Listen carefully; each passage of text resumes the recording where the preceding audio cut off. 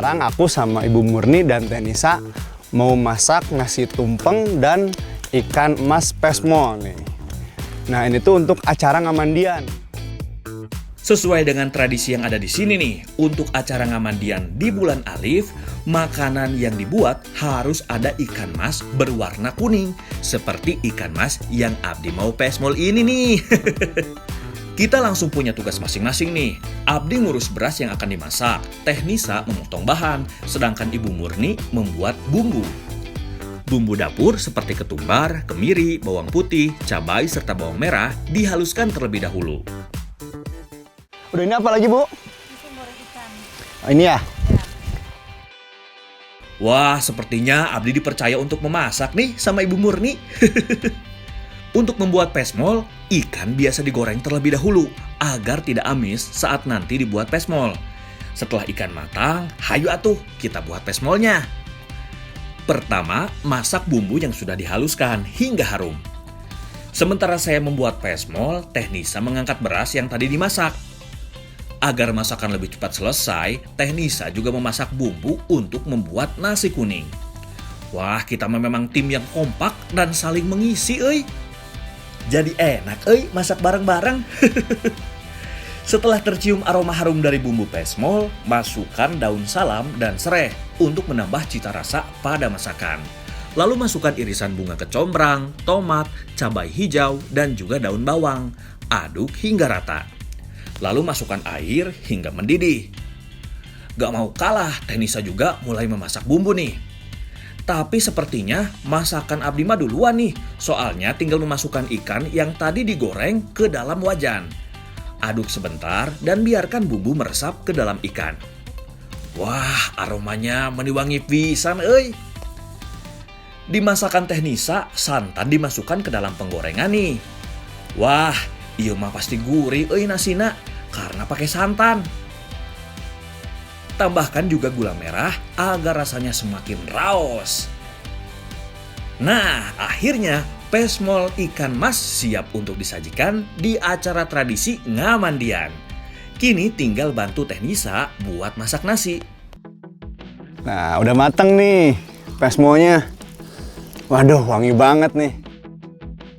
Wah, kebeneran nih, bumbu yang dimasak Tenisa juga udah selesai. Saatnya mengolah nasi kuningnya nih. Masukkan bumbu ke dalam nasi yang masih setengah matang untuk dicarik.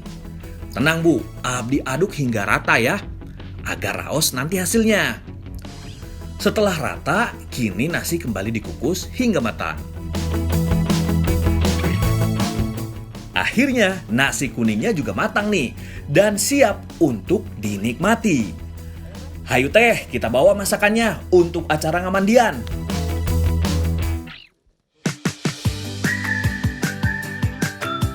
Emang segar euy, jalan-jalan sambil menikmati pemandangan alam yang hijau seperti ini nih.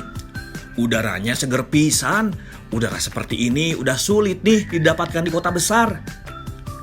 Keheula, itu si bapak lagi apa ya?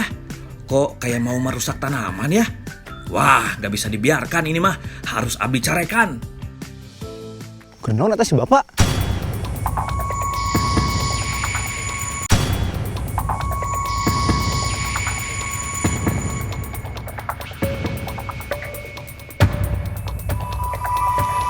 Kenaon Pak, eta ngarusak tatangkalan. Iya, Kang eta dek, buat sawen dek, ya teh. Naon sawen teh Pak? Sawen, itu tuh keselamatan orang. Oh, acara. Oh, gitu. punten Pak Sugan teh bapak nuju ngarusak tatangkalan. Waduh, ternyata Abdi salah euy. Si bapak ternyata mau ada acara tradisi nih di kampungnya. Kalau gitu mah, Abdi bantu ya Pak. Abdi tuh yang ngiringan acara nanya. Mangga. Ayo tuh Pak. Mangga.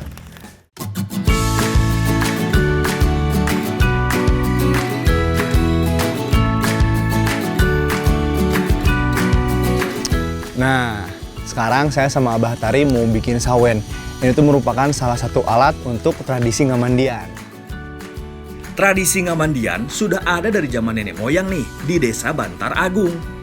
Untuk proses ritualnya, Pak Tari sebagai sesepuh membutuhkan sawen atau alat untuk memandikan peserta ritual. Sawen terdiri dari 3 jenis daun nih. yang sudah mulai sulit ditemui, terutama daun darandan. Ini tuh bukan sembarangan daun nih. 3 daun itu ada artinya. Ada artinya. Ya Pak ya? Iya. Ini daun hanjuang, ini palias, Palias, ini darandan. darandan. Daun darandan mengartikan kita harus bisa berandan, yang mempunyai makna dapat berintrospeksi diri. Sedangkan hanjuang, kita harus berjuang untuk mendapatkan apa yang kita mau. Sedangkan palias memiliki makna untuk menolak hal-hal negatif yang dapat merusak diri sendiri. Nah, ketiga jenis daun ini diikat menjadi satu, dengan harapan ketiga makna daun ini dapat melekat di dalam diri kita. Nah, udah jadi nih sawennya nih. Sekarang kita udah siap nih untuk acara tradisi ngamandian. Setelah persiapan tradisi selesai, ritual ngamandian pun dilaksanakan. Air berisi kembang sudah disiapkan Pak Tari untuk ritual. Ritual ini bisa diikuti oleh siapapun, namun karena kondisi seperti ini, proses ngamandian dilakukan dalam skala yang lebih kecil. Kali ini beberapa remaja dari Desa Bantar Agung yang akan menjadi peserta ngamandian. Tradisi ini dilaksanakan pada hari Rabu terakhir di bulan Safar. Karena di Rabu terakhir itu, masyarakat Desa Bantar Agung percaya bahwa waktu diturunkannya berbagai macam penyakit.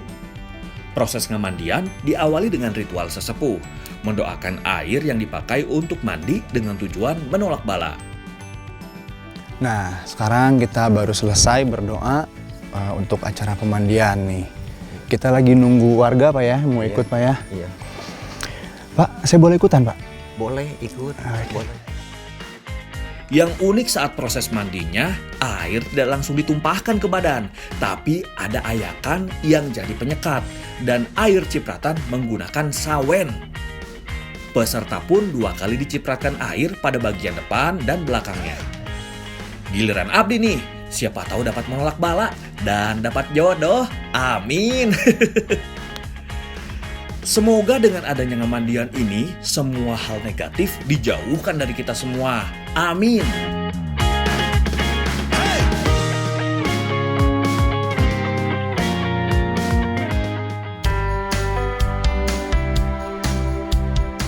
Eits, belum selesai sampai di sini acara ngamandiannya nih.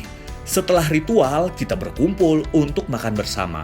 Tapi sebelumnya, kita berdoa bersama untuk apa yang kita cita-citakan dapat tercapai. Amin.